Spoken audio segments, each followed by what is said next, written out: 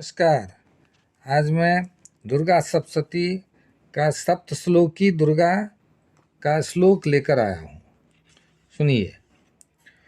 ओम ज्ञानिनामपि चेतांसि देवी भगवती सा बलादा कृष्ण मोहाय महामाया प्रयच्छति दुर्गे स्मृता हरसि भीतिमशेष जन्तोः स्वस्थे स्मृता मतिमतीव शुभं ददासि दारिद्र्य दुख वैहारिणी का तो धन्या सर्वोपकार करनाय सदार्थ चित्ता सर्वमंगल मंगल्ये शिवे सर्वार्थ साधिके शरण्ये त्र्यंबके गौरी नारायणी नमोस्तुते शरणागत दीनार्थ परित्राण परायणे सर्वस्यार्ति हरे देवी नारायणी नमोस्तुते सर्वस्वरूपे सर्वेशे सर्वशक्ति समन्विते भयभ्यस्त्राहिनो देवी दुर्गे देवी नमोस्तुते रोगान शेषान पहंसि तुष्टा रुष्टा तु कामान सकलान भीष्टान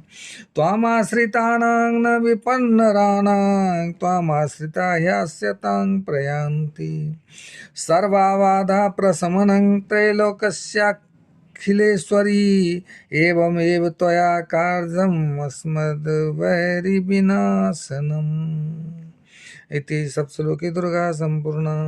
जय माता जी।